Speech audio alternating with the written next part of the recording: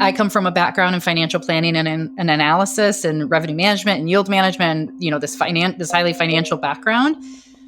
You can make numbers say whatever you want to make them say. So it really goes back to what are the assumptions that are being put in there and what is the foundation, and then the math that goes on top of it to get to those ending numbers. So really having investors dig into who the operator or the founder is, I think is super important to being able to make that end decision. I'm Brandon Reed, and you're listening to Ready, Set, Startup, a podcast that brings you industry-tested perspectives from leaders working in all areas of the startup lifecycle, so you can learn from the wisdom that they've gained over years in their fields of expertise and apply it in your own entrepreneurial journeys. Let's get into it.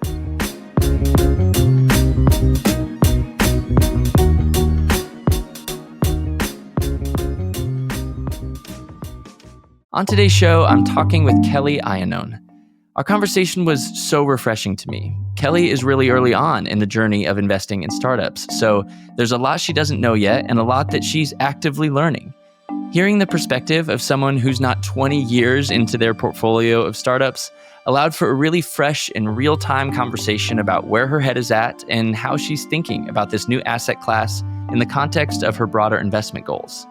She does a wonderful job of breaking down what many feel are barriers to this exciting and often lucrative investing option. If you're interested in adding early-stage startups to your portfolio, listen up. You're going to get a ton of value from the insights she shares. Here's my interview with Kelly. All right, Kelly, we have Kelly Iannone with us today. I appreciate you joining us. Thanks for taking the time, Kelly. Hey, Brandon, great to be here. Excited to have their conversation. For sure. We got first connected through Disney, didn't we? Did we connect while we were at Disney? Yes, we connected while we were at Disney, but we were both at Disney, but we connected at a real estate meetup, actually. That's right. If I remember correctly. Nope, you're right. And we're like, Disney. Yeah. And so, we've known each other for a while, and we've known each other in the real estate space for a while, like you said, the meetup. And then as we've continued talking, you started talking about how you were investing in earlier stage companies. And so of course, naturally, as I was thinking about who to have on the show, you felt like a really natural fit. And I know you have some great perspective to share. So again, just really appreciate you taking your valuable time. Let's, to make that time worth it, let's dig right in. Here to the first question, Kelly. When you think about investing specifically in early stage companies, that is often accompanied with people associating that with risk, right? It's safer to people feel that it's safer to put cash under your mattress and sit on it and just to remove themselves from that risk. So talk to me about how when you started understanding that was a misconception and how investing became the right avenue for you and your family and your goals.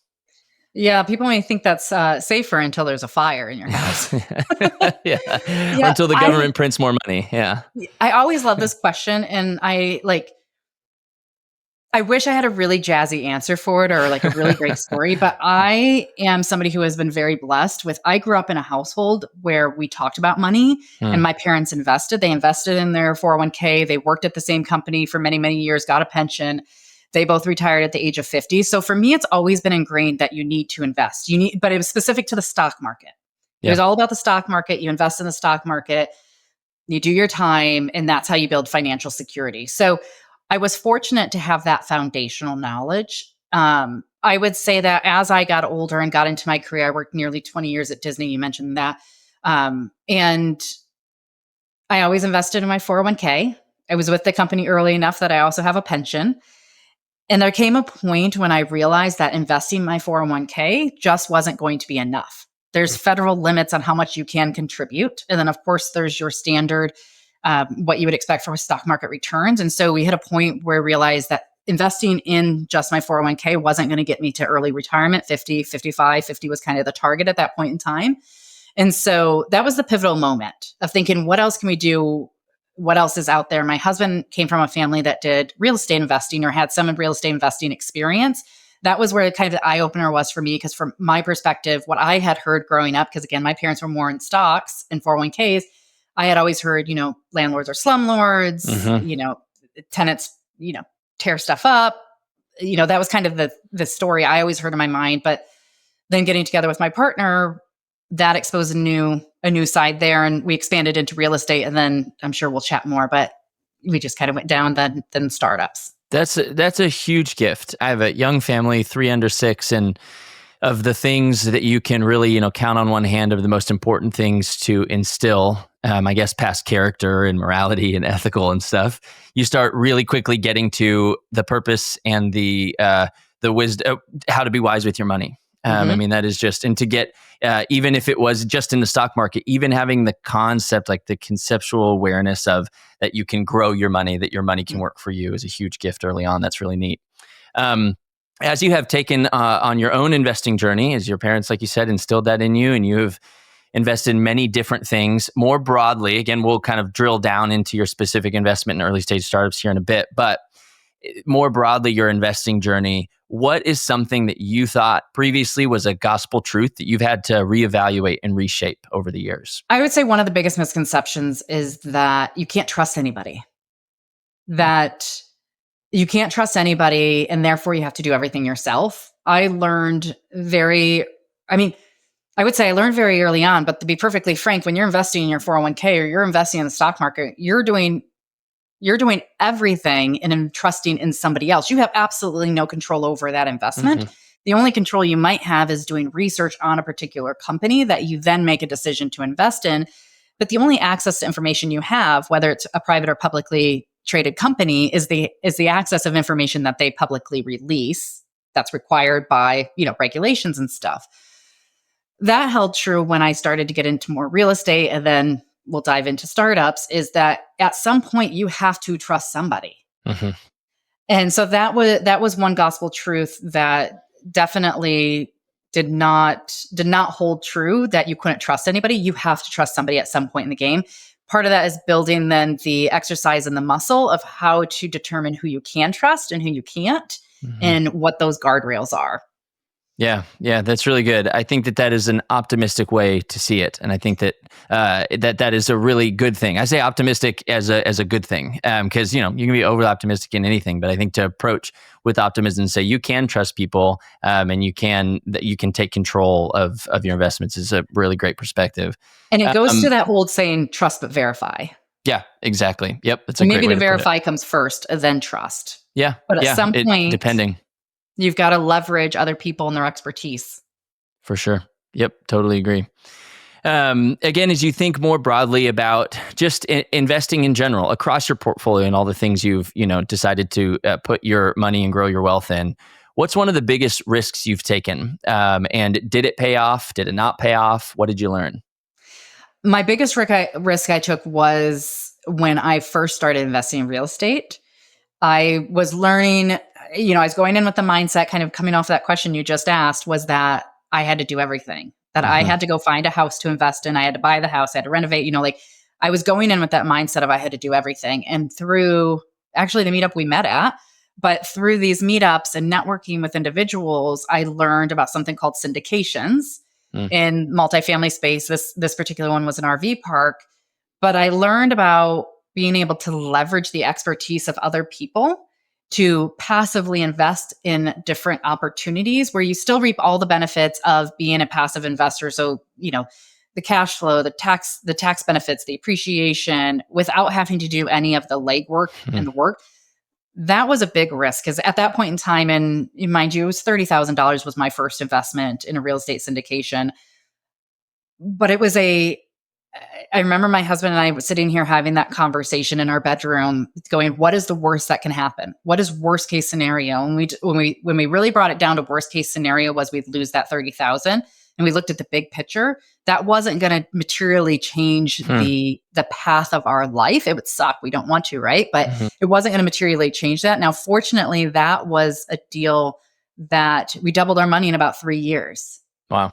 And so that was a big risk that we took because it was somebody that we met locally, somebody that we did our own vetting on, but we ultimately ended up making that decision and having to get past that point of being stuck in analysis paralysis and taking that leap of faith. And that just ended up opening a whole nother world for us. That's awesome. And what do you think was a key learning that you learned in that process of putting it out there, working with your husband to make an educated, informed, and joint decision? Make the risk. What's something you think you both were able to take away from that? Never invest more than you can afford to lose. Yeah. Mm-hmm. I think that is a very key piece, because when it came down to what is the absolute worst that can happen, you lose your money. Yeah. But we weren't putting our entire net worth into this one deal. We were putting a portion of our portfolio into it. Yep. And Yep. even today, as we look at different investment opportunities, and we're still actively investing and we're passively investing, that is one of the filters that we go through in our mind in the decision-making process of what is worst case scenario and are we okay with it? Because Yeah. all investing has risk. Absolutely. And that's so good. It's an ism. You hear it all the time of like, invest only what you can afford to lose. And then that opportunity in front of you, and it can be tempting, especially if you're bullish on it and you feel like you're like, oh, but we could triple, or I guess more like if we doubled our money, we could double 100,000 instead of 30,000. It's hard to keep disciplined, but yeah, that's really good. It is. What is a question that you think investors just in general don't ask enough, that they're not asking enough, but they should be? Asking about the owners, the founder, the operator's Mm. experience, and not only their experience in the past, but getting to know them and their values and their ethics as an individual, both personally and professionally. I think that is a piece that, when new investing opportunities are out there and they're being advertised, a lot of times what's being advertised are these returns, double your money, triple your money, like 5 years, or 20% IRR, whatever it is. Those are typically what's being led. And those are that's the shiny object that investors go, oh my gosh, to your point, well, how much can I put in here? Because I'm going to double my money in 5 years. Asterisk, all investments have risk. They need to really hone in on who is the operator, who's the founder, who is the owner, and what is their experience, and understanding and getting to know them, because they're the ones that are putting together this business plan to get to those numbers. And I come from a background in financial planning and analysis and revenue management and yield management, and, this highly financial background. You can make numbers say whatever you want to make them say. Sure can. And so it really goes back to what are the assumptions that are being put in there, and what is the foundation, and then the math that goes on top of it to get to those ending numbers. So really having investors dig into who the operator or the founder is, I think is super important to being able to make that end decision. And how do you do that? I mean, for other investors that would be listening and would be interested in investing in the startup space, how do you do that? How do you even go about that? And that can be hard in the startup space, because I know the deals that I've invested in, and mind you, we've chatted offline. I'm relatively early in investing in startups in my journey. Yep. In all the startups that I've looked at and that I've invested in, I've had to sign NDAs on. The very first one I did, I was not allowed to know who the founder was. Oh, that's early. Yeah. I was able to figure out who the founder was. I know who the founder is now. Nice. But it's like stealth mode, and it's NDAs. And so you're making an on that point, it was very much who's my connector to the founder? And what is my experience and trust in that individual? This is somebody that I've known for several years. I've built a good friendship with, and I understand how they think as far as valuing investors and valuing clients, and how they, do they put clients and investors first, or are they trying to figure out what's a sly way to say something? And then that helps me make that informed decision when I was presenting an opportunity. I didn't even know who the founder was. Of, well, how do they then know them, and do I trust? It's that bridge of trust at that point, and that's risky. So then it goes back to, well, what's worst case scenario? Yeah, totally. Because the upside is, if you get an early stage, the upside can be really, really rewarding. And I'm waiting. I'm fingers crossed, knock on wood, walls. We're hoping. But it's for that portion of our portfolio that is set aside for those home run type deals. Sure. Also knowing that there is risk to it. Unlike buying a brick and mortar property where there's still risk, but there's less risk because you have a physical thing there too. I think that's really good to think. If you can't ask those founders for any reason, whether it's like you're not able to get to the founder, or for any reason you're not able to speak directly with the person who is going to influence the direction of the company, to not just be like, well, all investment has risk, and like, he seems like a good guy. The numbers, say the right thing, to your earlier point. but to still vet how you can. And like, okay, well, what's my relationship with the person who brought this to me? Do I trust them? How do they speak about ultimately the founder and the direction of the Mhm. company? So I think that's really good. Yeah, and track record, what I've learned from myself very early on here is that when I'm looking at early stage startups, I'm not looking at new entrepreneurs that have never built a company before and have never sold a company. I am more comfortable. My Hmm. comfort level is investing with a founder that has had successful exits. They've sold $1 billion company already. Hmm. They know they're connected and they know the people to get that done. They know the process to go through that. They have experience in that. Um, that's been, as I think about my lens and how I look at investing in early stage startup, that's been one of my filters I put on to go, okay, at this point in my career and where I'm at, career, I don't say, but in my investing journey and Hmm. what I Hmm. know, because I am still early in, especially in the startup space, that is one of my parameters is investing with founders who have experience building and selling these type of companies. I think that's so important to define that criteria for yourself. Everybody will have their own for their own reasons, their own history, background, and experience. But to understand, to ask your questions, kind of throw spaghetti against the wall, and as you invest in several deals, say what was helpful in that. Okay, it seems like a clear indication for me and what our goals are. It seems like a clear indication of what we would define as success is somebody who's done this before, that not only knows how to start and build but scale. Like those, and those are your questions that you're asking and getting good answers for, and to understand that set of criteria for yourself would be helpful. Yeah, 'cause especially if I'm not an expert in that space, and Sure. I'm not. That's why Sure. I'm not building these startups. I'm not Yep. That's not my forte.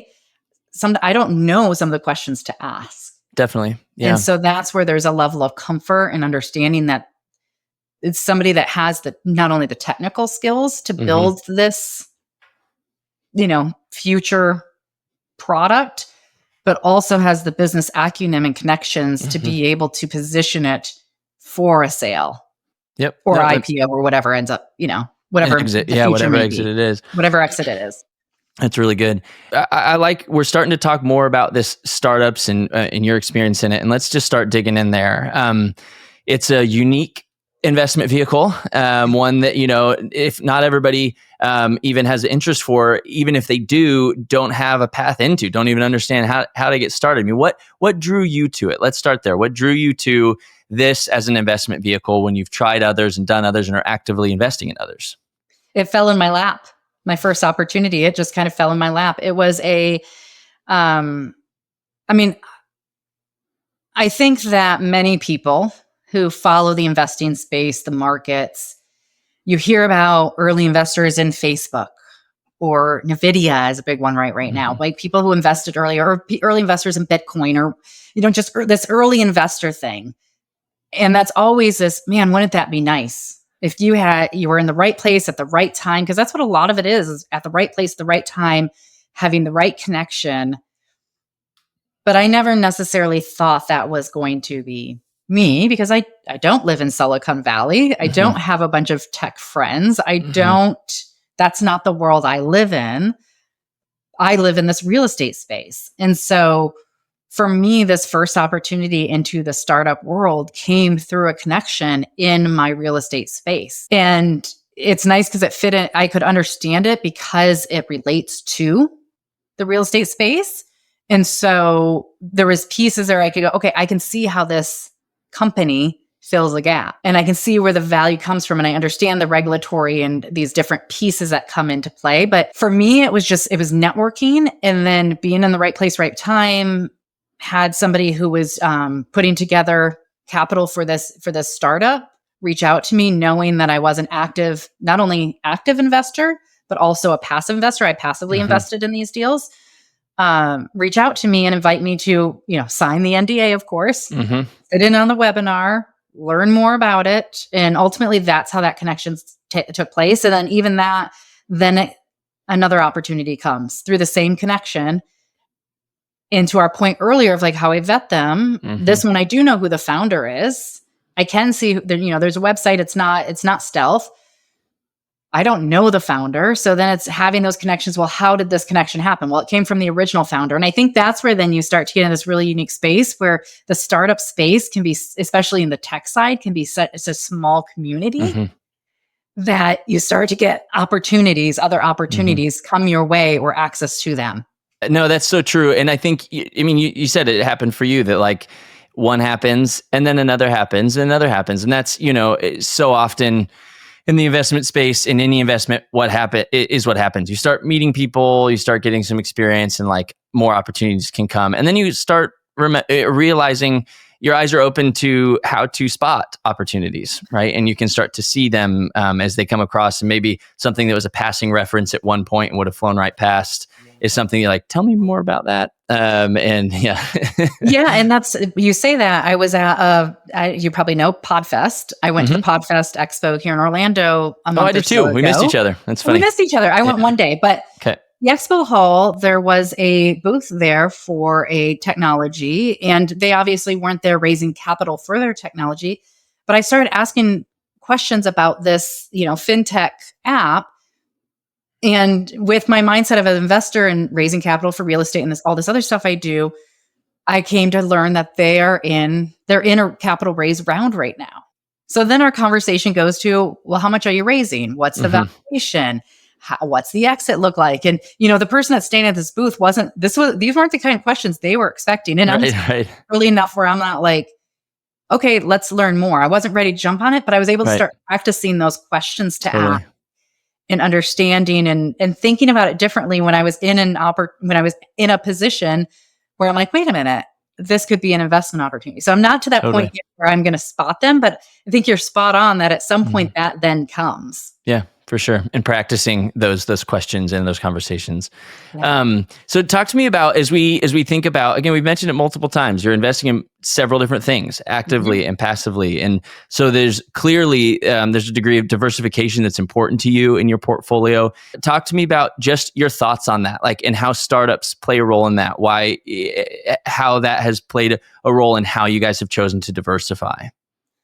So at this point in time, I'm a full-time investor. That's what I do day in, day out is I'm looking for investments to actively invest in, and I'm looking for investments to just place capital and be totally passive in them. The way we think about our portfolio is, we're looking at early retirement. We're looking at being able to, ideally do a world cruise. That's one of my big dreams, but, being able to really unplug and step away. And so our different components of our investment solve different purposes. Startups don't have cash flow.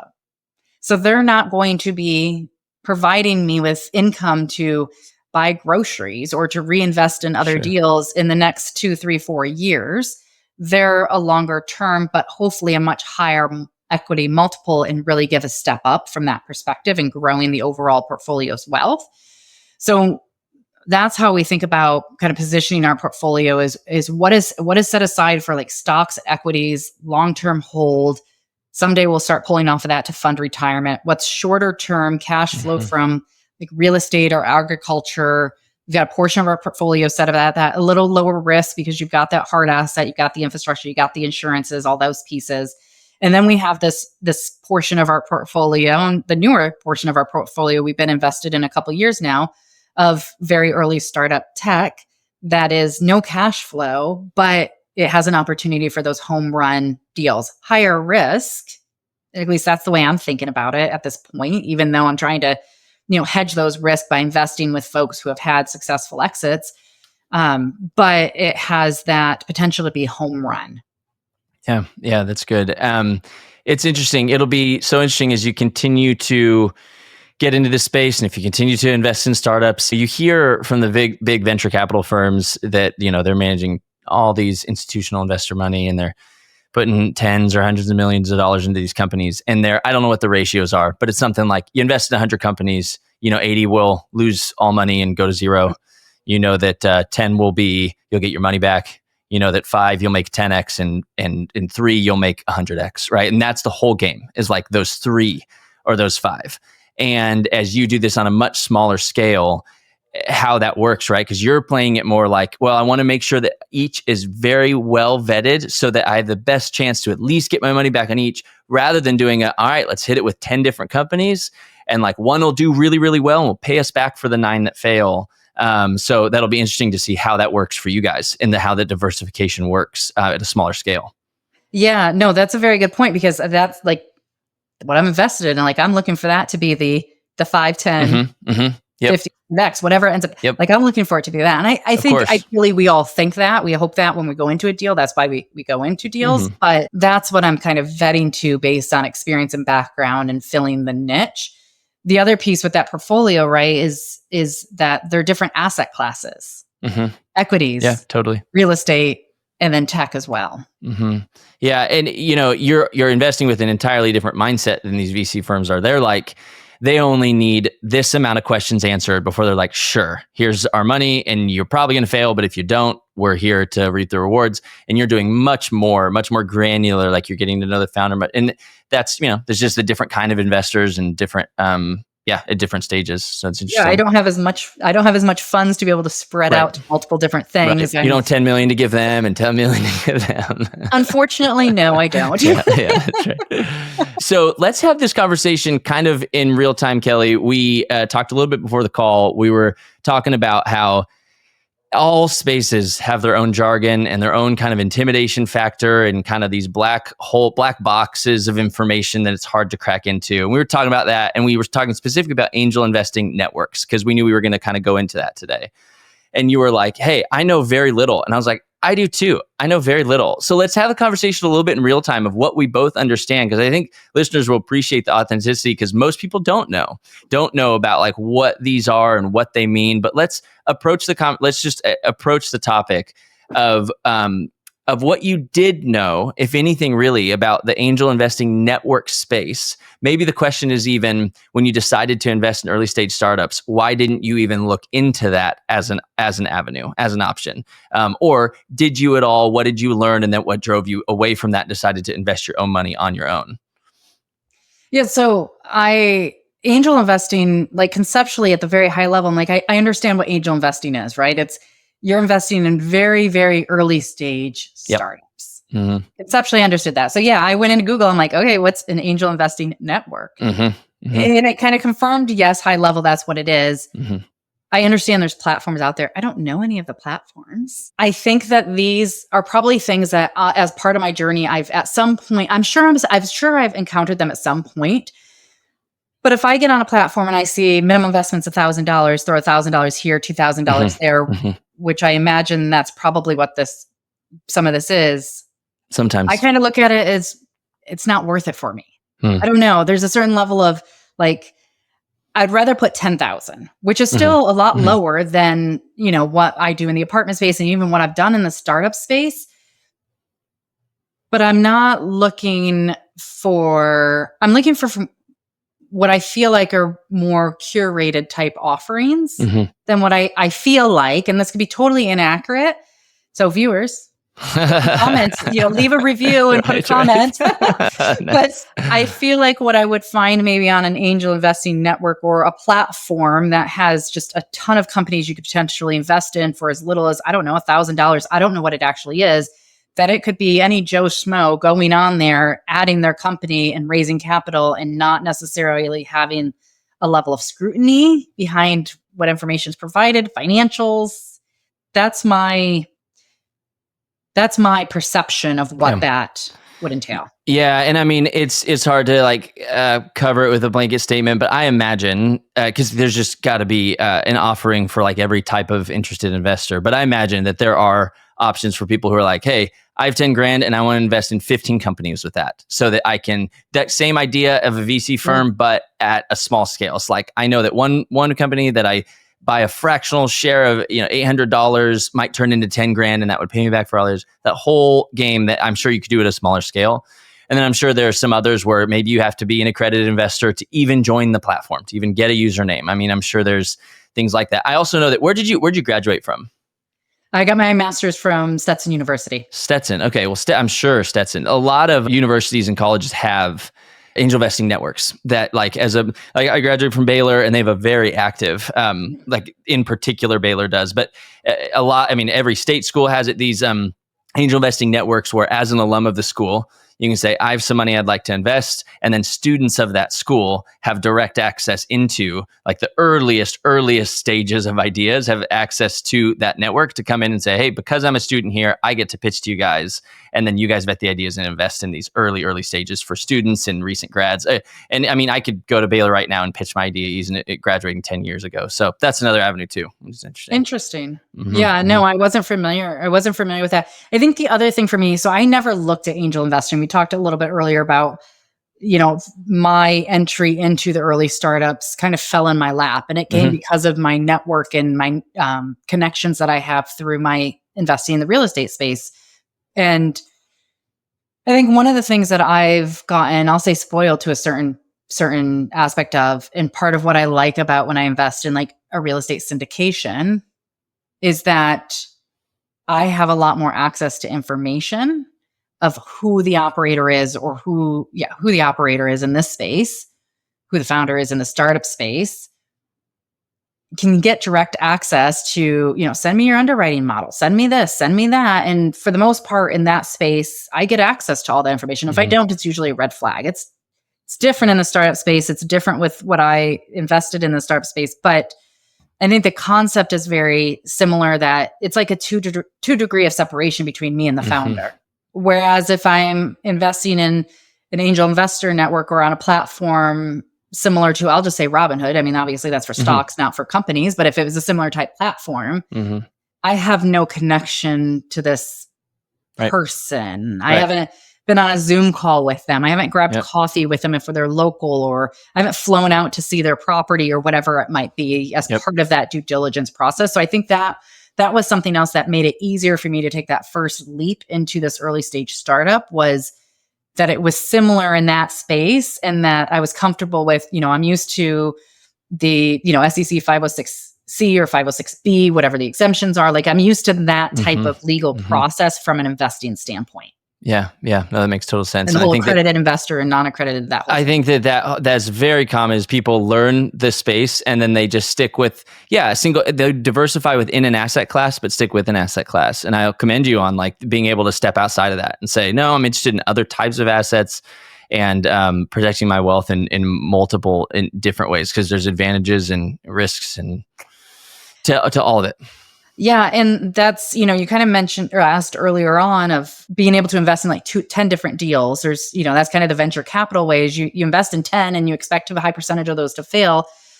This first one that I've gone through and completed the investing and been in for a couple of years now in the space, knock on wood again, hopefully everything is great. When that has an exit, that's a bigger pot of money that we then have access to take some of it off of that asset class and de-risk it and put it into some of these other asset classes, but then keep a larger pie that we can invest into new startups. Right.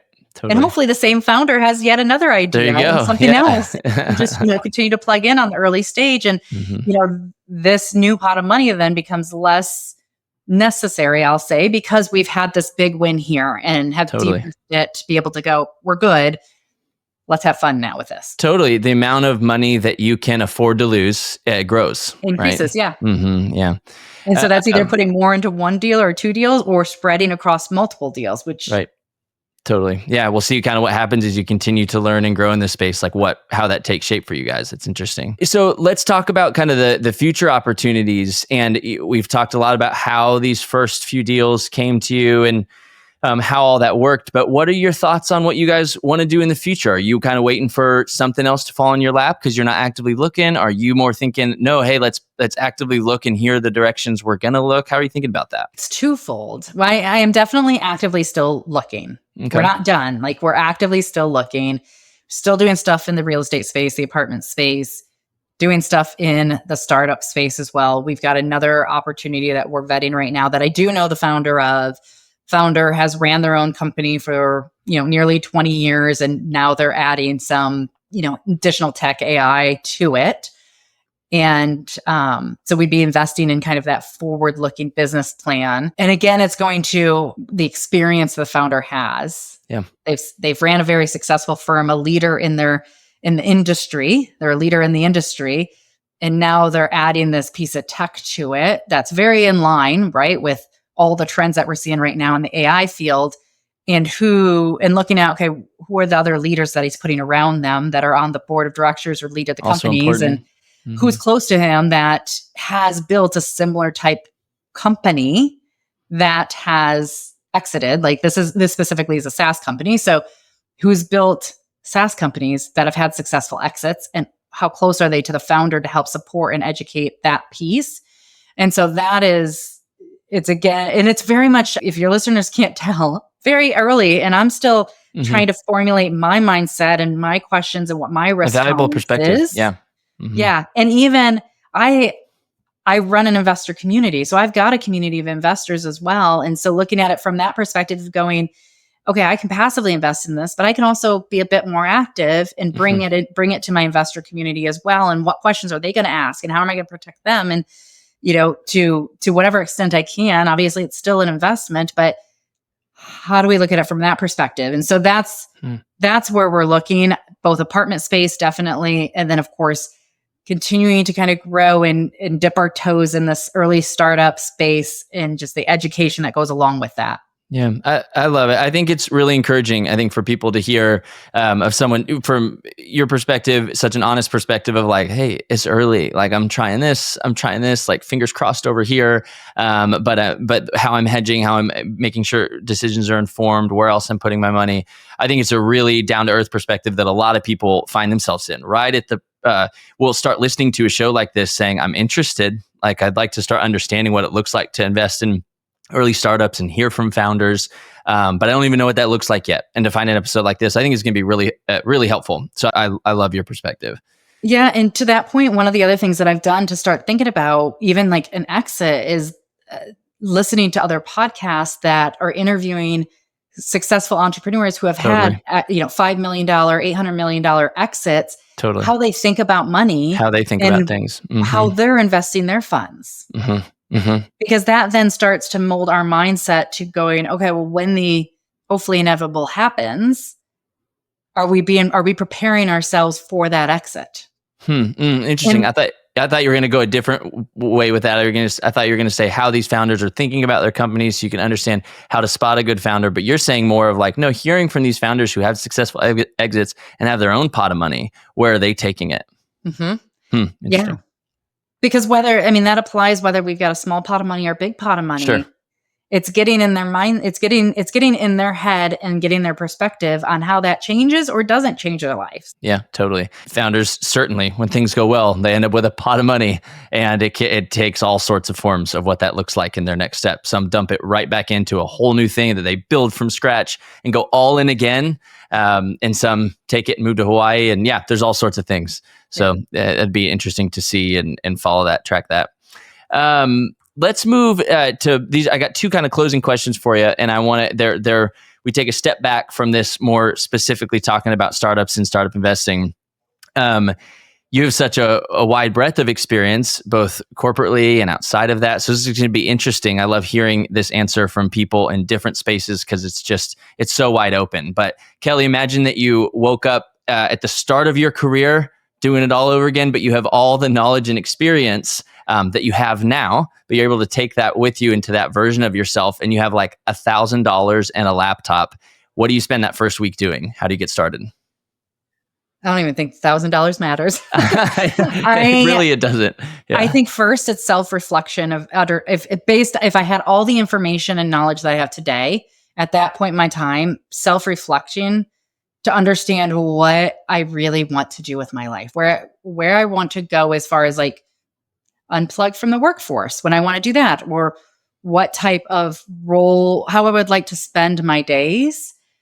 First, the self-reflection. And then once I have a much clearer picture of what I want my ideal life to look like, then look for opportunities to put myself in the room with people that are doing those. So networking and putting myself in the rooms, whether that's spending part of that $1,000 to pay for a lunch at some networking event at a private club, or going to some associations meetings, networking with people that are in that space, and then leveraging those connections and relationships that are built from networking to put yourself in a position to learn from them, whether it be if it's in the apartment space, right? I'm going to use what I know. If it's in the apartment space, If it's leveraging and meeting operators, how can I plug in and help you? Can I help you on the operations sides? Right. Can I help you on the financials? Can I help you with the investor relations? Can I help you with the content? How can I help you? And in exchange, at some point, return for equity. So you can Mm-hmm. start to build wealth from that perspective. Or same thing applies if you want to be a business owner and you want to own a small business in your community or something. Connect with those people, get in a position where you could help them, work for them, get to a point where when they go to retire or they have friends that are retire and have businesses, you have an opportunity to purchase their company and maybe subject to or with financing or whatever. And same thing with tech. Like if they're into tech, get yourself in those circles. So networking and growing those skills and putting yourself in those positions to learn from those leaders in the industry and grow from there. I think that's probably the best way to start over with all the same knowledge that I have Mm-hmm. today, what I would probably do. I couldn't agree more. Start meeting with your first step is also equally as important, is like decide what you want to do, get self-reflect, understand what's important to you so you don't start in the wrong direction. But then to start meeting with those people, it's just people. It's hard to even say it because it's said so often, but the right relationships just make all the difference. So I couldn't agree more. And last question for you. This does not need to be specific to investing or even startups, just in general. What's one tool or quote or book that you found indispensable to your either professional or personal progress? I'll say quote, but I don't know if it's actually quote, but a say. And one of my, I guess, big sayings I'd say is start small, start now. Start small, start now. Whether it's financially, you can invest in some type of deal, start small, start now. Whether it's putting your time and effort in something, just make small, achievable steps and start working towards whatever it is that you're doing. Again, whether it's financial or building something for yourself, just start small, start now. I love that. I think you hear all the time, you hear start now. Like, the best time to plant a tree is 30 years ago. Like, just start now. The next best time is now. Yeah, the next best time is now. Start now. That's so true. But that can feel really overwhelming. It's like, start now. Like, if talking about this specifically, like, what do you mean invest in a startup? Like, I have $80 left over this month, but start small. Take digestible chunks, whatever that means for you and your journey and your life and your financial situation. But start now. Starting small, I think, is an important second piece that you don't hear often. And I think where it's challenging for us in the current day and age when we just have access to so much media and seeing what other people's lives are like, whether it's reality or not, what is being projected out there, is you think of it like an iceberg. All we see of an iceberg is this tip of the top. This is the success that people have, is what's the tip of the top of the iceberg. What we miss is the years and years and hustle that happens below the water level to get to that tip of the top part. People didn't, make $1 million or multi-million dollars overnight. It took time. It took investment financially, time, skills. It takes time. Yeah, it does. And I wasn't even going to mention it, but you saying that, definitely I want to mention that, like, you said a couple times, you're like, well, this deal, it fell in my lap. And like, to encourage you with, well, no, it didn't. Like it was there because your lap was there. Like it fell, and you could have not been in the right place, not made the right connections, not been in the right places at the right time, not asking the right questions, and to put yourself in that position. So when that deal happened and that conversation happened, you were at the time and place and space and know-how and financial situation to take advantage of it, and that's so important. Yeah. Yep, that's true. That's very fair. Yeah. All right. Well, Kelly, thank you so much for so many reasons. This was invaluable. I think really, really helpful. I appreciate your humble and honest approach to this and your perspective to share with my listeners. This was great. Absolutely. Thanks for having me, Brandon. It was a great conversation. Yeah. All right. You take care. And let's reconnect in a couple of years. Okay. Yeah. Sounds good. Let's do it. Yeah. Interview part 2 and where you're at. Yeah. I love it. All right. Thanks so much. If you guys enjoyed the show, leaving a review is the best way to help others find it. Second only to sharing it directly with your friends and family. Thanks so much for helping get the word out. Hit me up at brandon@readysetstartuppod.com. If you have additional questions about a topic I covered, have suggestions about another area you'd like to see me dig into, or just want to say hi, please reach out. I'd love to get in touch. Keep imagining, keep creating, keep inspiring your spheres of influence with what you're passionate about. The world may just need that dream that's in your head. See you next time.